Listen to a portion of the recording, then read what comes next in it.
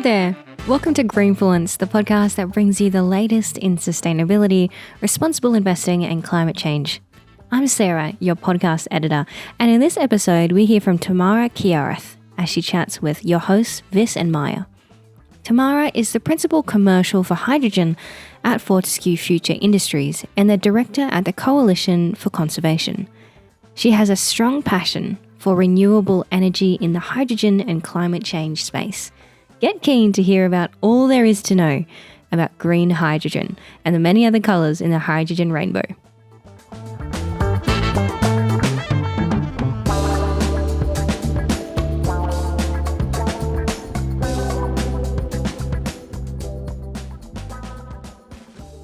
A lot of us in Australia, understand that the primary resource sector and utility sector is changing quite rapidly and definitely one to watch. And so I guess your role is a principal commercial specializing in hydrogen at Fortescue, at the Fortescue Group.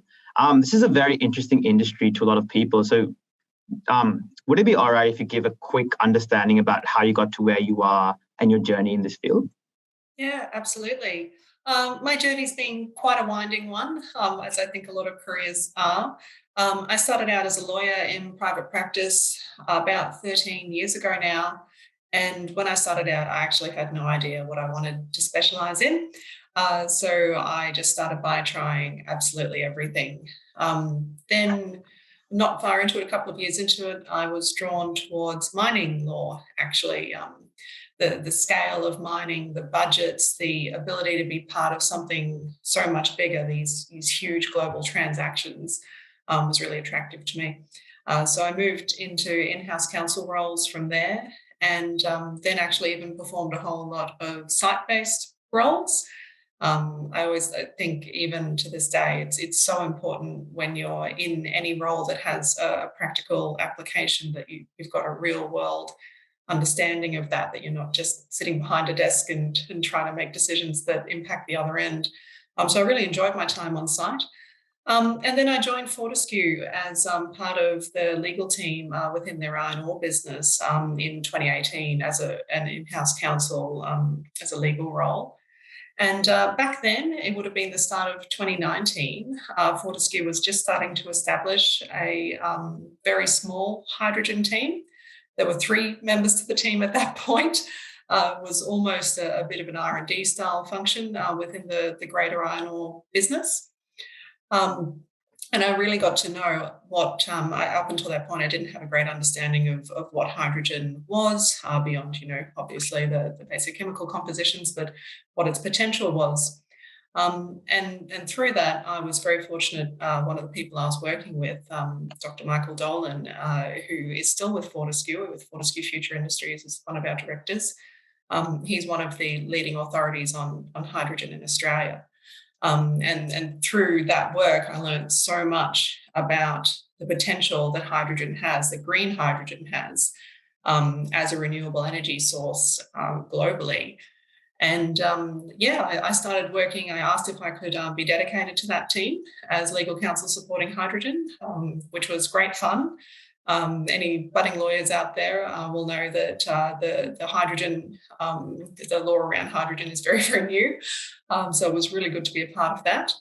And I became the 4th member of Fortescue's hydrogen team. We're now somewhere over 500 members strong, so it's grown a lot in a couple of years. And as we work through it, law is a fantastic supportive function, but I found myself really wanting to be more at the strategy end of the deals. So I moved into commercial management in early 2019, into a newly formed role in a brand new team. And that's where I am at the moment. So interesting how you said you got into mining law and then made that transition into renewable energy. And during that time, of course, Australia, we've realized that Australia has such a potential in this space. And again, that point about green hydrogen, which we'll talk about later, is just so interesting because I recently found out there are various ways of producing hydrogen. I'm very interested as to how law links to the topic of environmental, sustainability. And how did your law background spark that interest in renewables?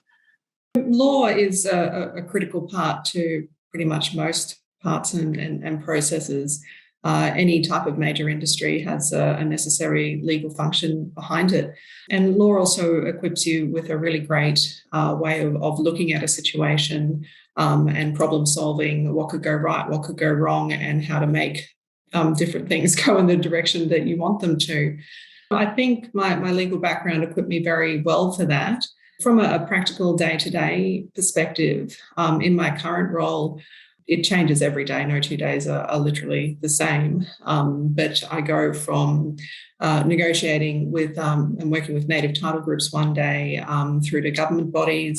The very next day, discussing, the regulations and trying to be a part of the solution for as the governments start to stand up both state and federal legislation to support these new industries. And then the next day, you're dealing with engineers who are trying to make the project happen, and the type of contracts and discussions and commercial variables that they're dealing with. So having that legal background really helps in all of those style discussions and the dozens of others that I haven't gotten into that can be part of a role like this.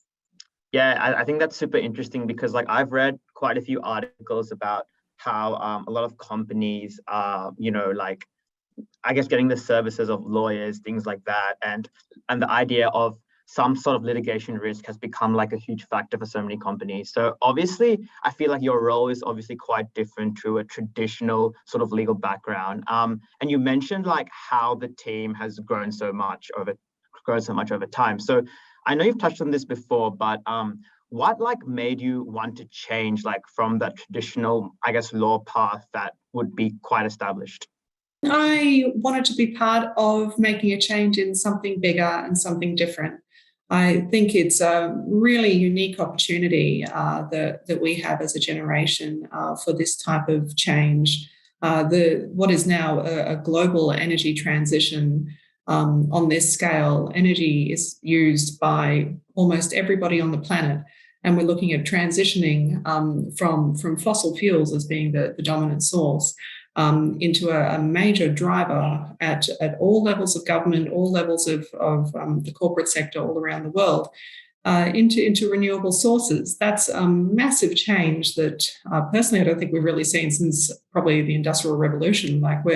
It's significant, and I'm very passionate about the environment and passionate about our planet. And even that aside, just from a commercial perspective, being part of such an enormous change like that was just something I couldn't pass up. So let's now move into the topics around Fortescue Future Industries. And Fortescue, as many listeners know, is one of the largest iron ore companies listed on the ASX. But what most listeners don't know is how Fortescue Future Industries started. So could you please expand on what you do and also how did this division originate? Fortescue is a global leader in iron ore production. I think I'd have to check, but I'm pretty sure that we're actually the third largest producer of iron ore globally, which is amazing. As a company, we're 18 years old, so we're very young to have that title. And that's been driven by the vision of our chairman, Dr. Andrew Forrest, who has created an enormously successful iron ore company. And it was also under Dr. Forrest's vision for change that Fortescue Future Industries was born. So it's something that has been his brainchild and his passion for quite a while. And as I touched on earlier, we started with a very, very small hydrogen team, which had the goal of investigating if change was possible back in 2018, 2019. And as that team grew to be more successful, and also as the global need for change has increased over those coming years, then so has FFI, as we call it. Such an interesting way that Dr. Forrest has looked at this, to actually go and invest in people and really put money into this very speculative area of innovation. Absolutely love just listening to his lectures, and I know that they're quite controversial for some people, but Dr. Forrest has an audacious goal to produce 15 million tonnes of green hydrogen a year by 2030.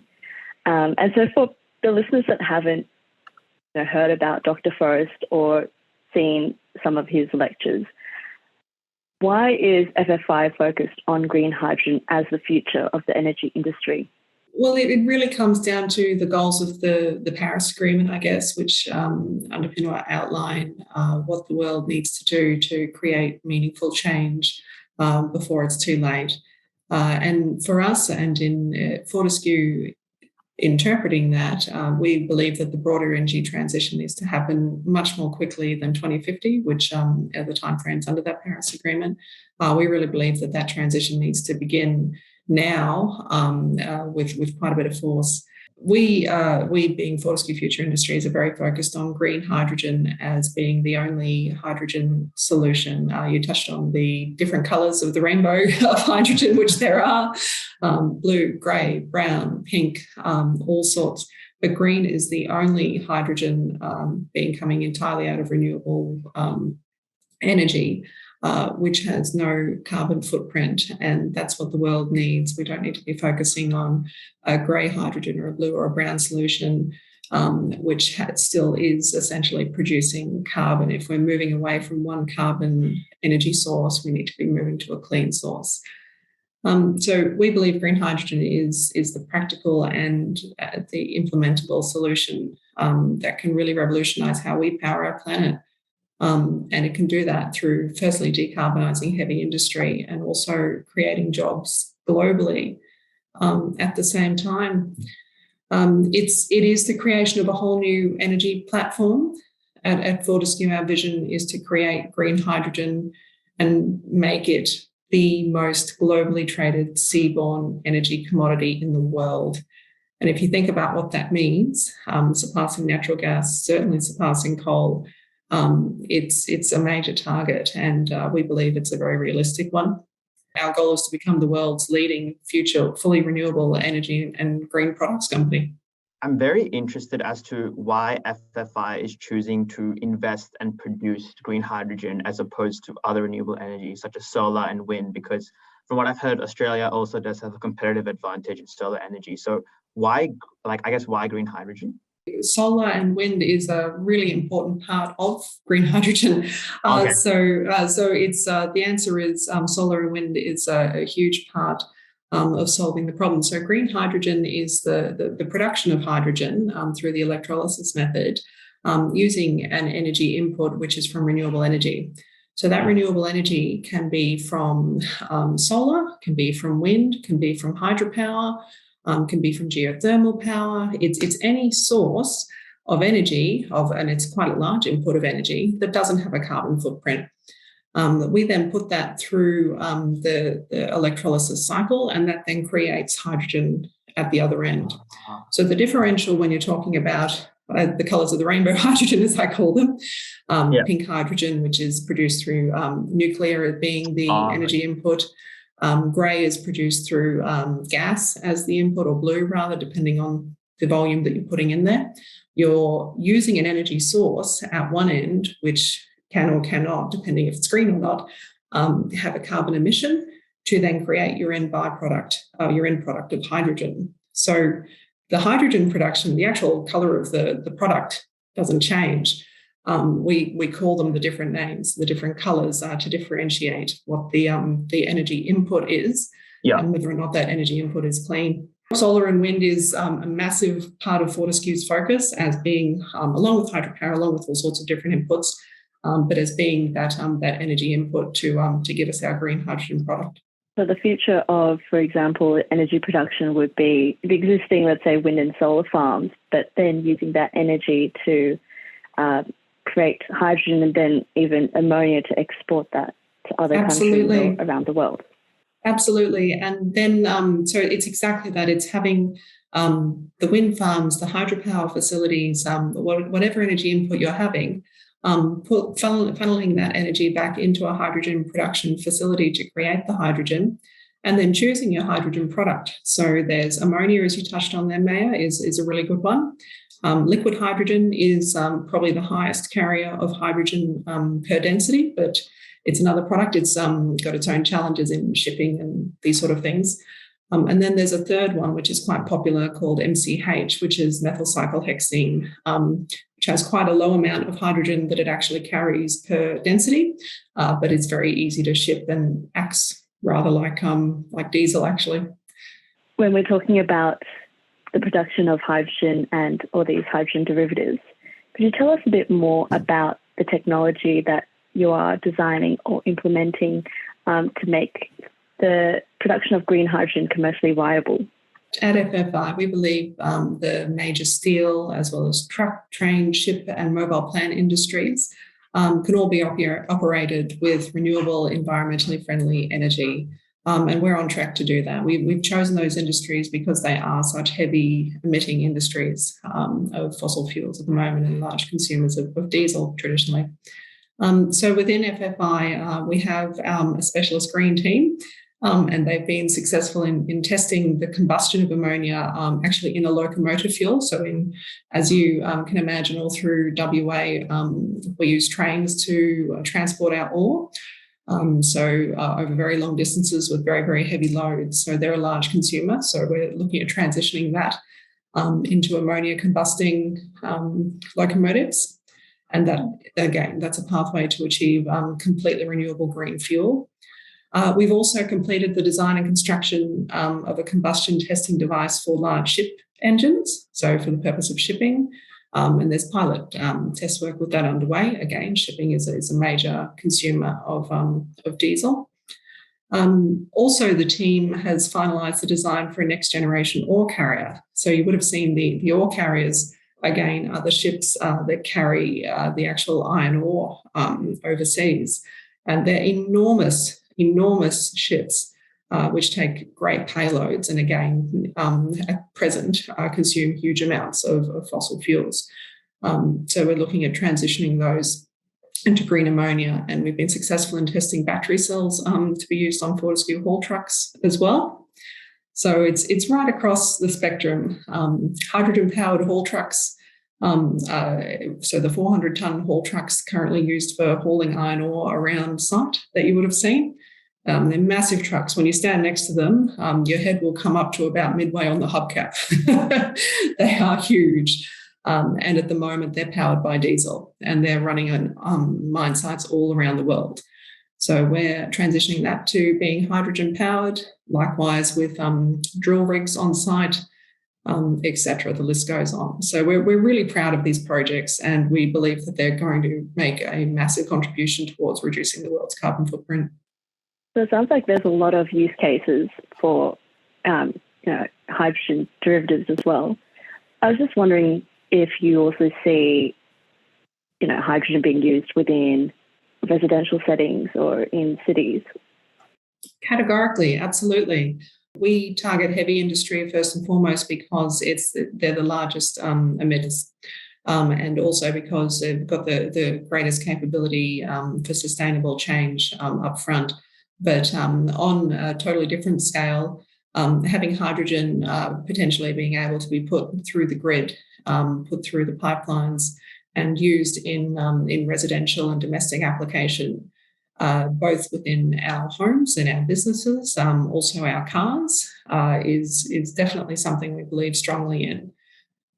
In fact, there's one of Fortescue's many projects. One of the first projects I was involved in is a little joint venture that we're running in Perth, or not so little actually, a good joint venture we have in Perth that has 15 Toyota Mirai cars that we have that are just passenger cars.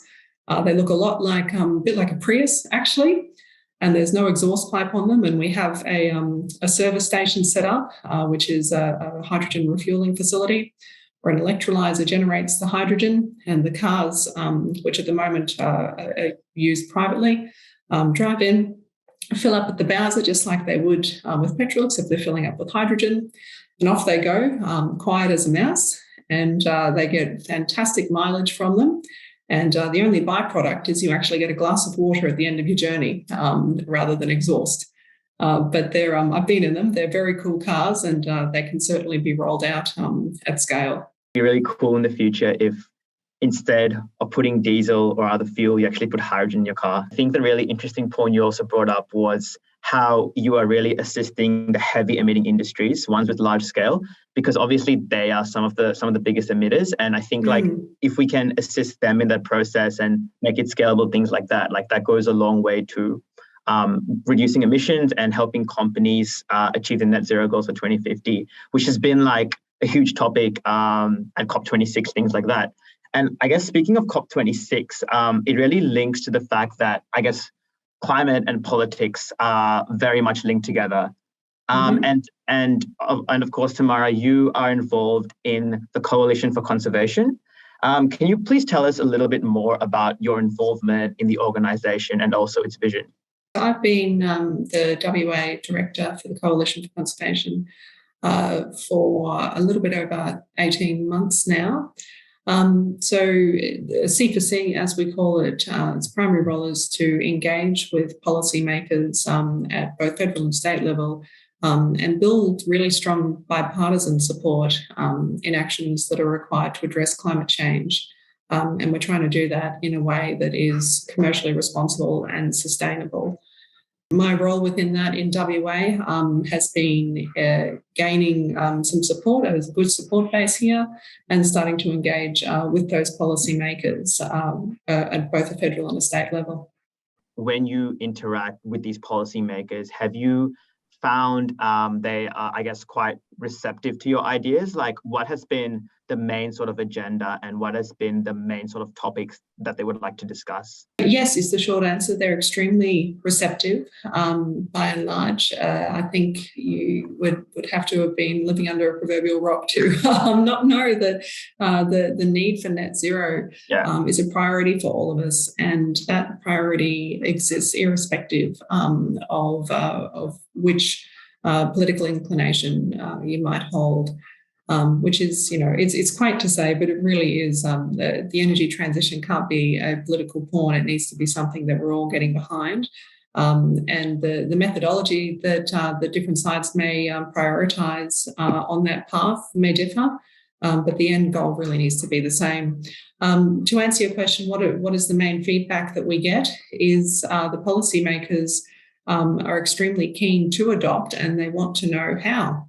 Yeah. They want to know, get a better understanding, have a level of literacy, I guess you could call it, in climate change, in net zero, in renewable energy, and what is sorting out the wheat from the chaff, what is viable alternatives, what is viable policy, and what is going to hurt their voters and constituents.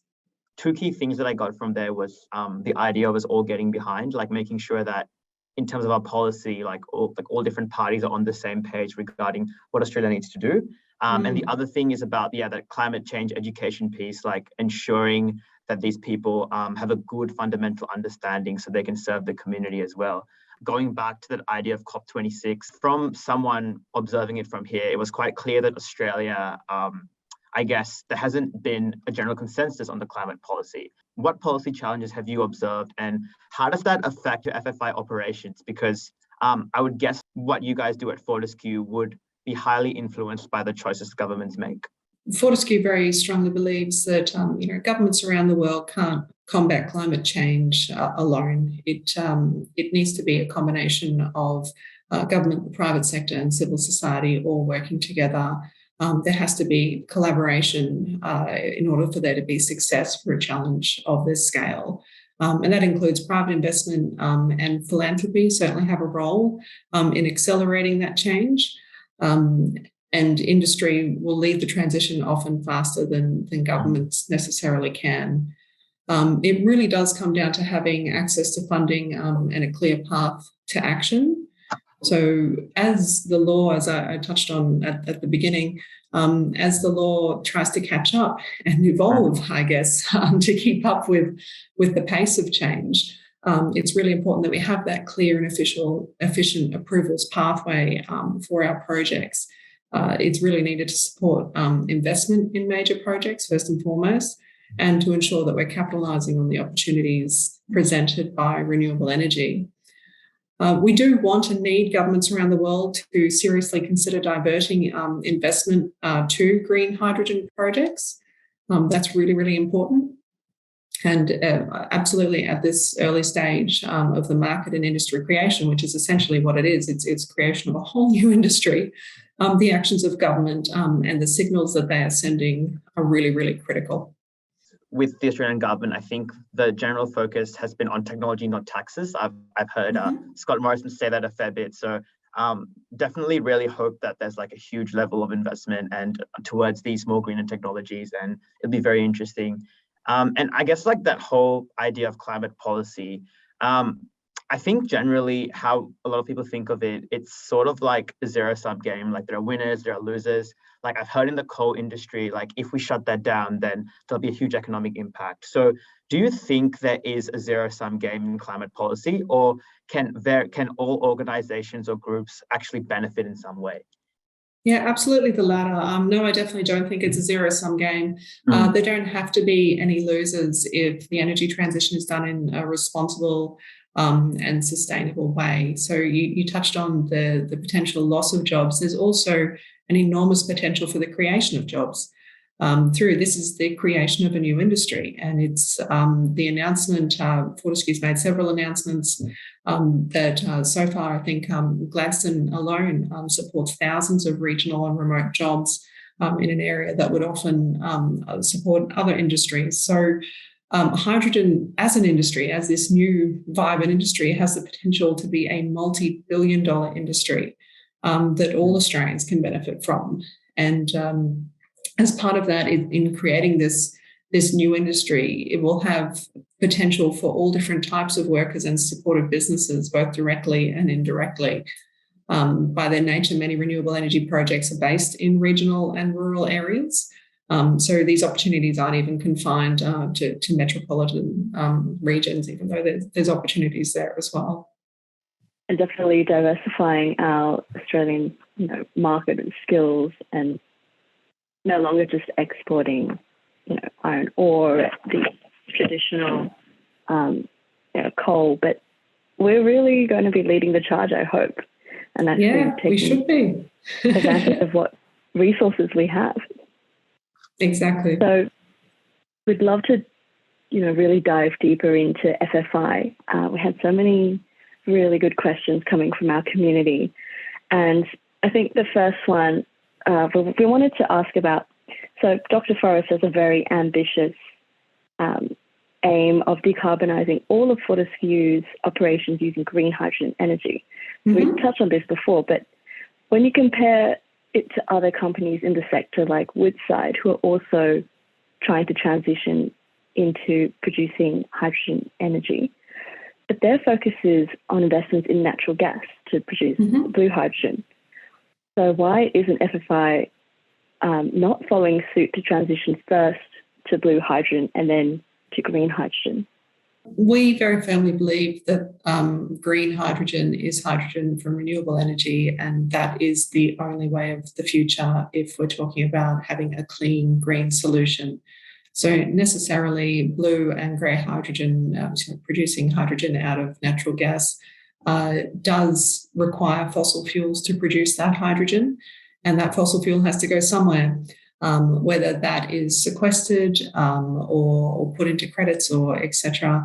To us, even though it's pleasing to see the ongoing announcement of hydrogen projects from the likes of who you've just touched on, we're disappointed to see that those projects will use fossil fuels to produce the hydrogen associated with them.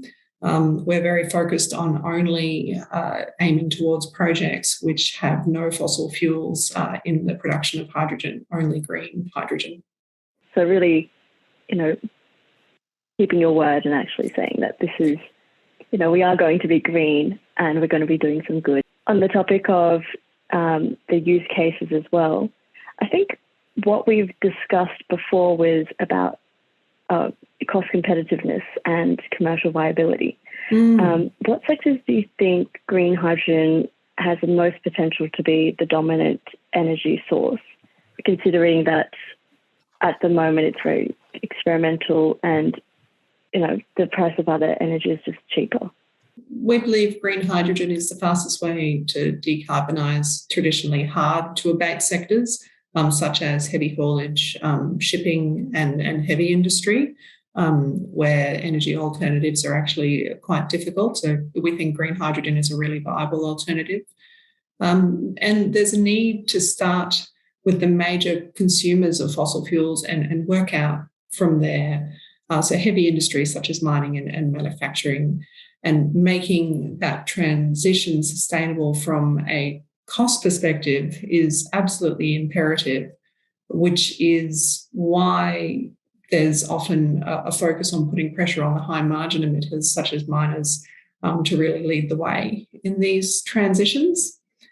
You may have followed actually in the press Dr. Forrest's comments about removing the diesel rebate, suggesting that the diesel rebate be removed from only those heavy sectors, from mining and heavy industry, but not from small business and not from regional farmers, which is a great example. It's shifting the impetus and to those in really high margin, heavy emitting industries to give them an incentive to increase the speed at which that they prioritise decarbonisation without putting the focus on those who are less able in the short term to make that transition. Yeah, so there are definitely push-pull, factors that we have to make sure that the other industries don't become more cost competitive. Or absolutely, yeah, you're right. Going back to what is the key ingredient here to make green hydrogen commercially viable from a cost perspective? And also, do you think that carbon markets will play a larger role in the future to encourage this transition? To answer the first part of your question, in a word, is scale. As the availability of green hydrogen increases globally, costs will decrease. So at the moment, it might seem like a very expensive alternative because there isn't an abundance of green hydrogen available in the marketplace.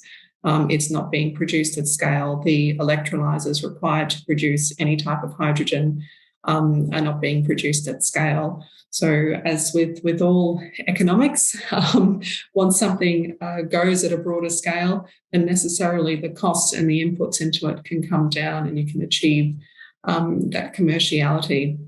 So we're very, very focused on that, and that's such as the announcement of the Gladstone electrolyzer manufacturing facility are some of the steps that Fortescue is taking in that direction, but also just the abundance of hydrogen in the marketplace and the creation of that as a new market will, again, increase the availability, bring down the cost. Do you think, because at the moment the carbon market in Australia is not compulsory, they do some trading, and that there's an argument that there needs to be more support in this market to make it more liquid and push up or down the price so that other alternatives can be more viable. At FFI, do you keep an eye on carbon markets at all, or it's just do you think that there will be a new market someday for hydrogen? We're very focused on the production of hydrogen as being a new market within itself, and that market is an energy market. So at the moment, the energy markets are dominated, as we know, through fossil fuels, and we want to replace that with green hydrogen as being the alternative. And for the application to be successful, it still needs to be in moderately traditional ways. So it still needs to be able to, as Biz touched on, go into your car, go into your homes, as well as go into haul trucks in the Pilbara and trains and ships. So that's our focus, is on creating hydrogen at scale that can service that type of market. Tomorrow we're going to move to our speed runner questions. So firstly, I think that the topic on a lot of people's minds is, how do we reduce our fossil fuel production, and how do we achieve our climate targets, such as a net zero target, things like that? Well, at the moment, over half of all industrial greenhouse gas emissions in the global atmosphere can actually be traced to 25 fossil fuel companies. So that's a great place to start. Globally, we need policy that puts appropriate pressure on these companies to encourage and more so to enable them and incentivize them to transition towards those greener alternatives. Right. And just a quick follow-up on that. So you mentioned like how there's like all these massive emitters, like those 25 companies that produce so many, like quite a bit of fossil fuels. Do you think carbon offsets are a sustainable way to go about it in the short term? It depends on where the carbon offset's coming from, and if it's viable or if it's actually just paying, trading across the problem. So we think that the answer is having an energy source that is clean from the start, so no carbon is emitted. My second question is related to your career, and what advice would you give to a young professional who's probably listening about making a career in this new field? Get your foot in the door absolutely anywhere that you can. Don't wait for your dream position or the dream timing. My advice would be take any small opportunity that you can and turn it into what you need it to be, because it's the start of a whole new industry. There are going to be opportunities in so many different fields, and most of those opportunities we won't even know about yet. So if you're interested, make sure you're in a position to take them. I think that's really good advice, because I think the trend these days is I guess career paths are not linear. I guess even with your career path, Tamahra, you transitioned from law to I guess more a renewable path. So yeah, I think that's really good. And finally, I think all our listeners and viewers would be very keen to hear more. So where can they go and learn more about FFI and green hydrogen? The Fortescue Future Industries website is a really good place to start. And you can sign up for our monthly newsletter there, which has some really good information on it, not just on what Fortescue is doing, but on hydrogen trends around the world. And if you've got any burning questions that you'd like answered, there's a contact form there as well. So send them through. Sounds great. You'll be flooded. We look forward to it. So much fan mail will be coming in. But thank you so much, Tamahra, for taking the time to speak to us and also to our listeners. This is such an innovative and really interesting field that everyone wants to learn more about, and it's such a privilege to just hear straight from you and about what Fortescue Future Industries is doing. We definitely need to learn more from you and from what Dr. Forrest is speaking to politicians and to the world about what needs to be done to make this transition possible. And all the things that you've spoken to us about, not only just the technology, but also about your career and what the future is for the people that are in these industries and for Australia, is really quite, mind-blowing that we're going to be, hopefully the leader in this space. And we feel very positive about this future. So thank you so much, Tamahra, and we just look forward to having you potentially come back in the future once all of these innovations come public on the ASX. Thank you, Mayor. Thank you, Viz. It's been an absolutely great pleasure speaking with you today. And I do get very excited about this industry. The opportunities, as you say, are immense. So, cheers to the future.